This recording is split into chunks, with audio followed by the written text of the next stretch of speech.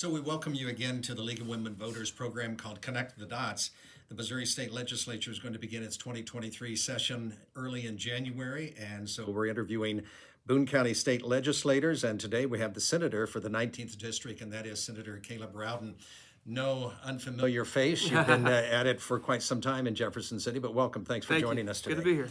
So let's start with your new title, President Pro Tem of the Senate. Yeah. What's that mean, and how's that different than what you were as Majority Leader? Yeah, so Majority Leader was aimed more at the floor activity, so anything that was coming to the floor had to go through our office. We determined what got there, how long we spent time on it, the order, all those various things. The President Pro Tem is actually the one constitutional office in the Senate. It's elected by the Republicans and the Democrats.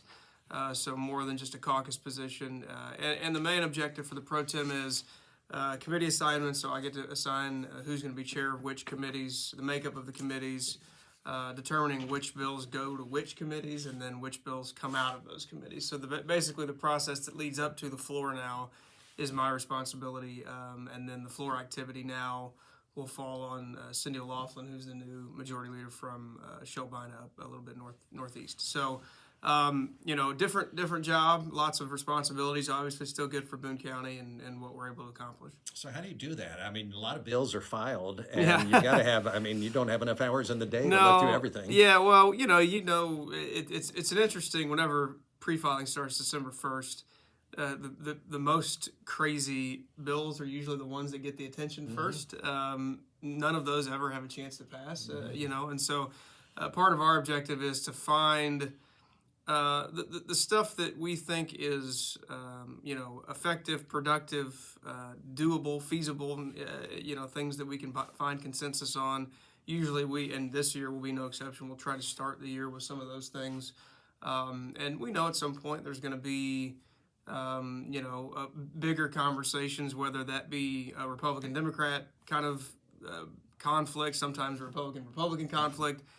So we know those moments will come. I think it's always good, especially in a new General Assembly. We have 8 new senators in the Senate this year to get everybody's feet wet in a way that maybe doesn't drown them. Right? So what do you think will be some of the first early issues?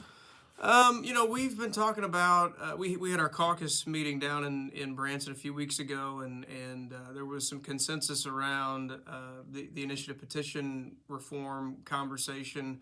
I think there's some not everybody on our side of the aisle is in agreement with what that should look like. I'm not a supporter of arbitrary things.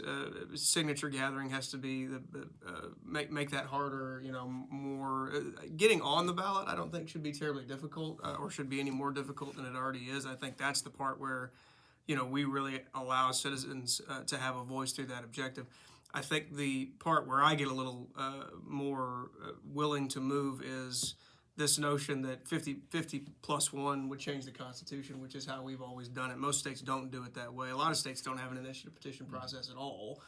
So I think our Constitution now has bingo language in it, 40 pages, new pages of marijuana legislation.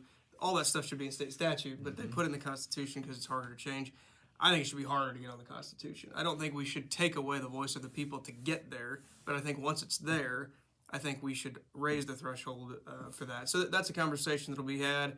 The budget is going to be a pretty good year for the budget, and so I think we'll have even some early conversations before our budget process actually plays out as to ways we can invest there. I'm interested in more money for foster care, adoption, mental health services. There's a whole host of things that I think we Republicans, most every Republican in today's day and age calls himself pro-life. We don't always do a good job of taking that past the womb. And so I think there are some things we can do there, especially with some resources that are available to us in the next couple of years to really kind of put our money where our mouth is. So I think that I even saw something maybe yesterday or today as we record this on the taking care of mothers after birth, and extending that out a bit further than we had the postpartum right now. Moms that qualify for Medicaid can only be on it for 30 days after pregnancy. We started the process of trying to extend that to a year last year. It got caught up in the Senate, as did a bunch of other things.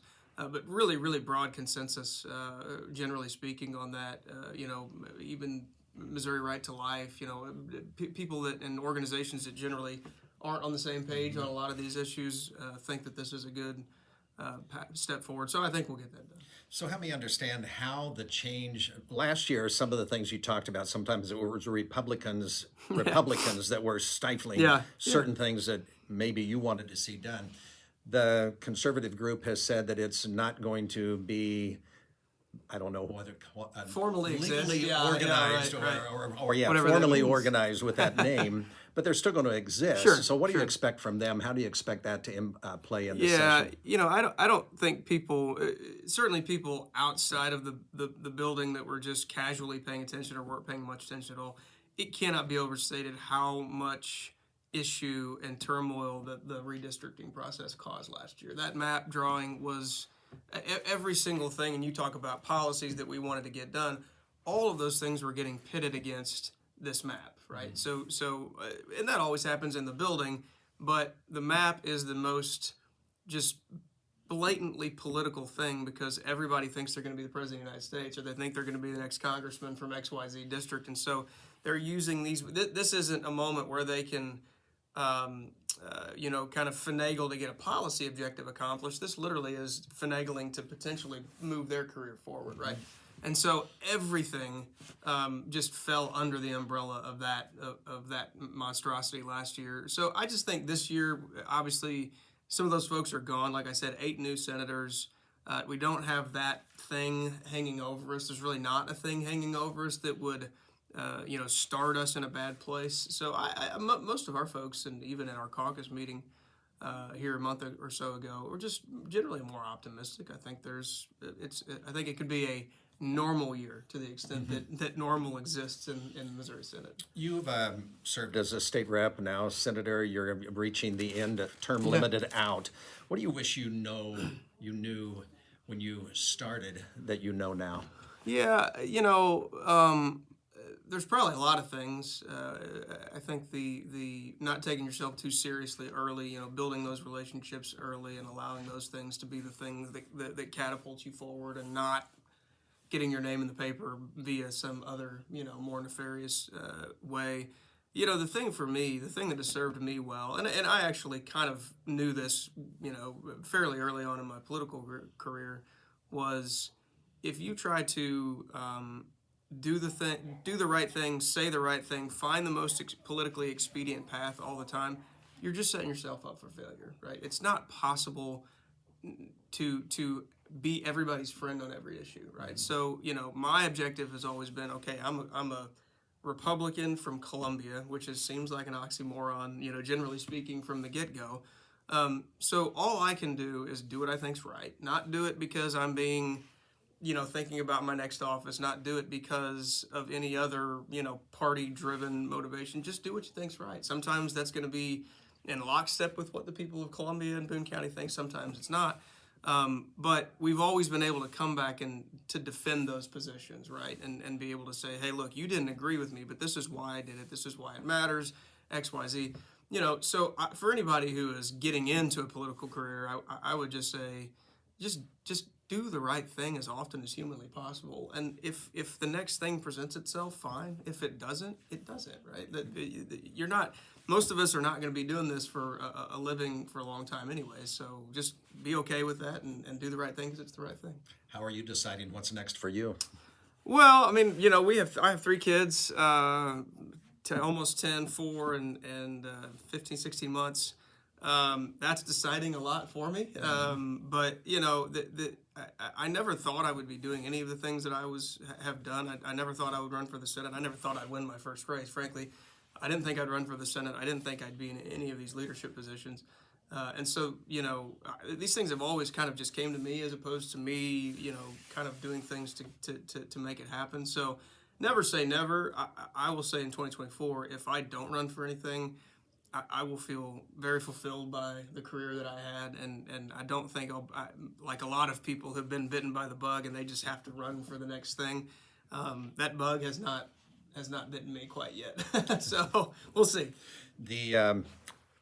I'll go back to one of the policy things or some of the questions that you'll have to handle Yeah. before we have to wrap this up, and that is the state does have a whole lot of money that is sitting there. I mean, Yeah. they're very rich right now. Yeah.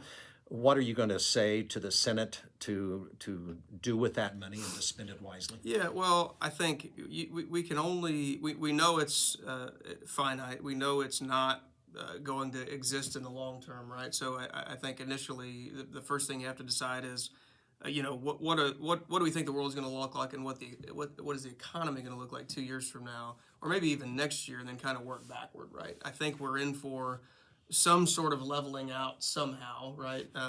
There's a lot of indicators, I think, that are telling us that this world that we've lived in post-COVID is not going to be the new normal. So we're going to figure out what the new normal is.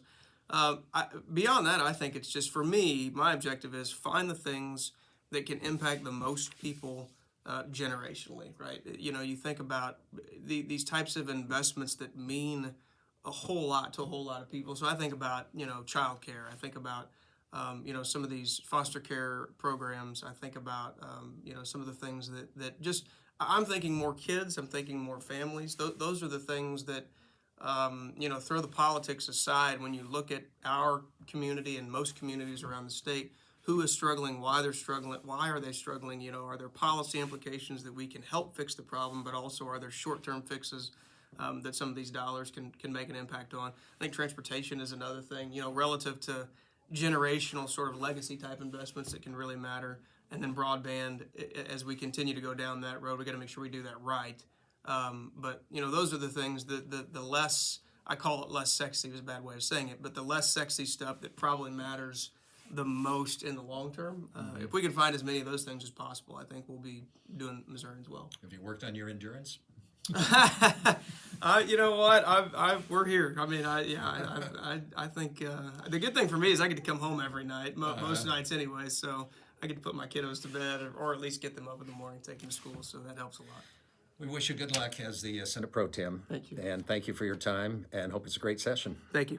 Caleb Rowden has been our guest. He's the state senator from District 19. And the League of Women Voters thanks Ready for allowing us to use their space for today's interview. And thanks to the League of Women Voter members, Diane Schuler, Sharon Schneeberger, Carol Schreiber, for producing the shows. And the series of state legislator interviews will be on YouTube, plus posted on the League's website, which is lwvcbc.org. Thank you.